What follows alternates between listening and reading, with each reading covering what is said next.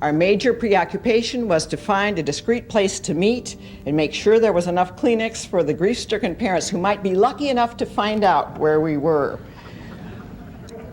But PFLAG has also come out of that closet.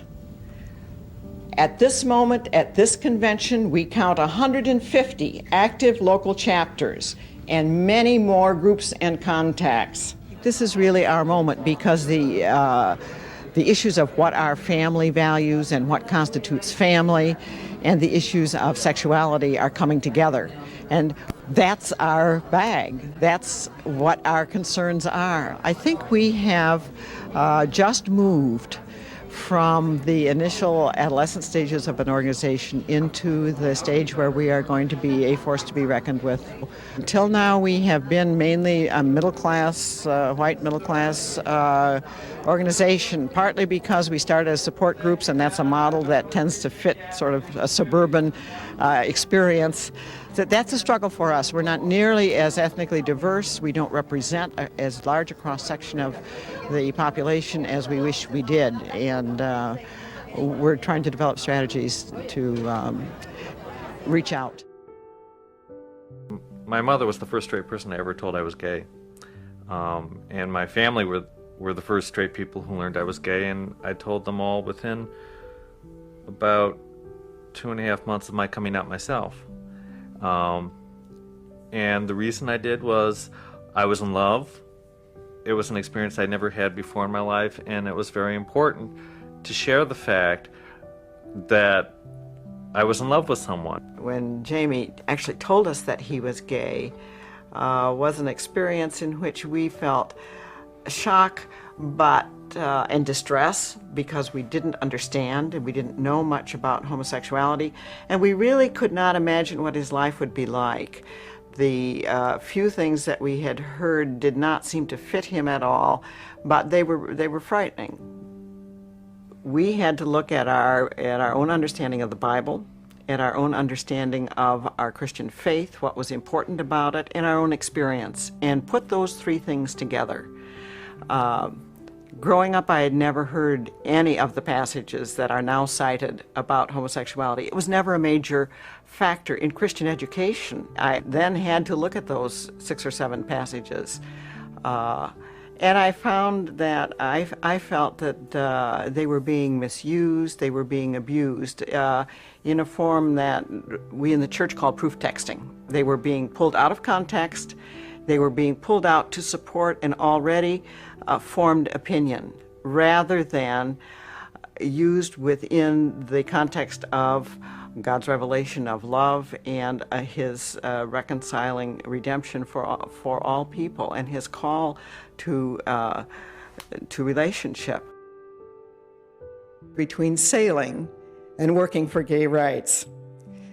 The boat that we sail, the ship of freedom from discrimination and stigma, is encountering some rough waters. There are strong winds of anti-gay rhetoric blowing directly at us from religious leaders, from political action groups, from elected officials, and even from some of our friends and neighbors who are suddenly frightened to discover gay and lesbian people in their midst. And so we find ourselves tacking back and forth. It's no secret that much of the progress that we make depends on the emotional, overblown, outrageous rhetoric of our anti-gay opponents. As they attack gay and lesbian persons, they call attention to who these people really are. Even as they mischaracterize them as immoral and threatening, they make possible the public debate that we're engaged in. They provide much of the forward thrust for our movement, and like a boat with our sails raised, we draw power from their opposition.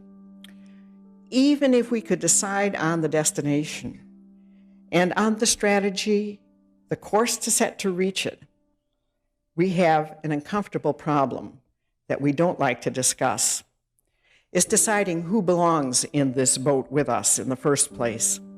And it's not as easy as it may seem. Obviously, gay and lesbian people belong. But do we include bisexual and transgendered persons as well, or is it transsexual? I know several organizations that have yet to resolve this question, including my own. And how do we define gay issues? Are the concerns of lesbian moms gay issues or women's issues? And to what extent do we sail with and include and work with other oppressed groups like blacks, immigrants, or women? Their problems often stem from the same attitudes, laws, and customs that affect gay people, and they are seeking some of the same changes. I've spent the past 15 years working on the Presbyterians to change their policy of banning the ordination of gay and lesbian persons. In the past 6 months, that has turned into a battle over a constitutional amendment, a ban on ordination, a battle that we lost last month. So how can I see this as a sign of hope? I think it's a sign of hope because every vote we have taken in the past 15 years, and we have taken one almost every year, has seen the anti-gay minority shrink. Our ship is well designed and strong. Its keel is the United States Constitution, which undergirds our legal and civic structure.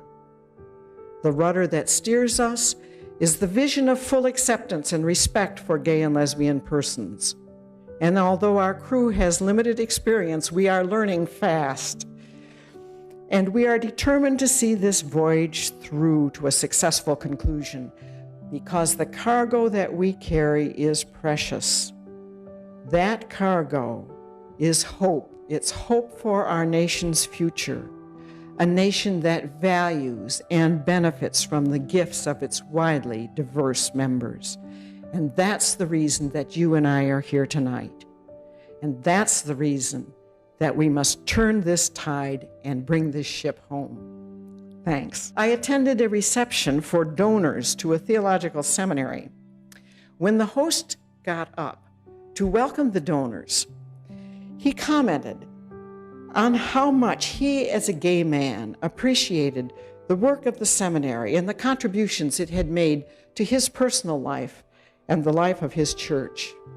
He then went on to make gracious introductions of the president of the seminary and the members of the faculty so that they could talk about their work.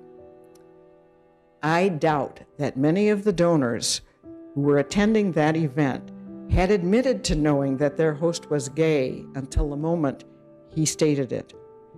His coming out was not the focus of his remarks, but it gave a special depth to his involvement in the seminary. And that involvement was an affinity and interest everybody in that room shared. He naturalized his presence as a gay man in that predominantly straight environment by talking about things that bound them together. So let's get back to where we started. Deciding on our destination, charting our course, and bringing others on board are all important.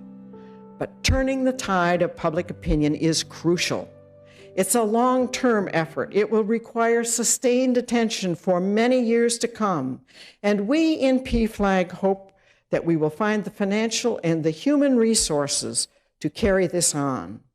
We believe this is the most important work that we can do, and we invite you to join us in this voyage.